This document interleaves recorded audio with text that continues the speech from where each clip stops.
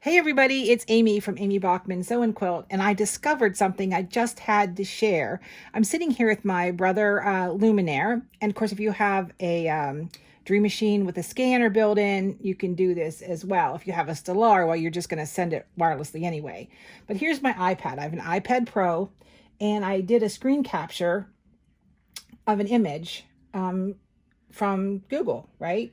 And I just gently taped my iPad down to the scanning frame. Now, I didn't cover the black and white bars in the front, but what you have to do, if you're like me, sometimes my printer never works, and I was so frustrated, I thought, well, I'm just going to throw my iPad down there and see if it scans it. So the first thing you got to do is remove your needle. What happens with that needle's in there, it's going to scratch your iPad.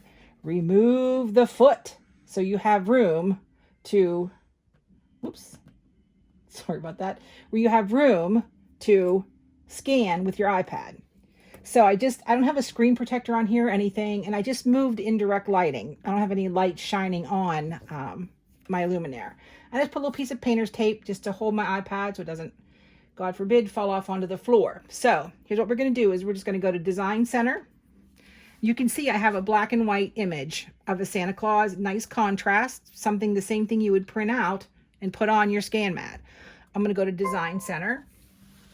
Now the first thing I'm going to do is I just want it to be a line image, right? I don't want it to be zigzag or satin stitched. And I'm going to come up here and choose Scan. And I'm going to do Line Design Scan. And I'm going to hit Scan.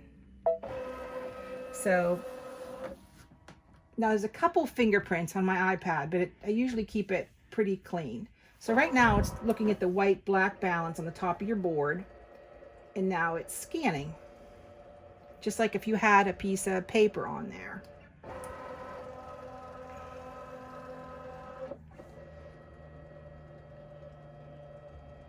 Now, if your iPad is really covered in schmutz, you might want to just clean it up first. I'm not sure how that would react.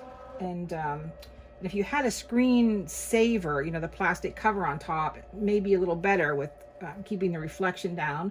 I don't know, but I discovered it and tried it, and I liked it because I didn't have to make my printer work. All right, so we're almost done with the scan.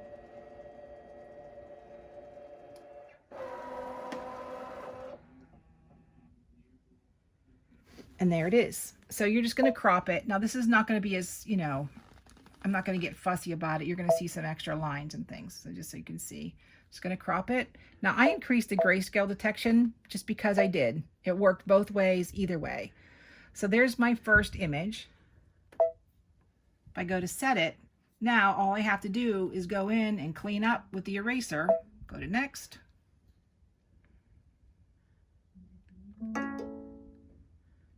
And now it's ready to sew. How cool beans is that? It looks just like my image on my iPad. No more printing, no more paper. Give it a try, but remember, take out the needle and take off the foot. All right, give it a try, because the more you know, the more you sew.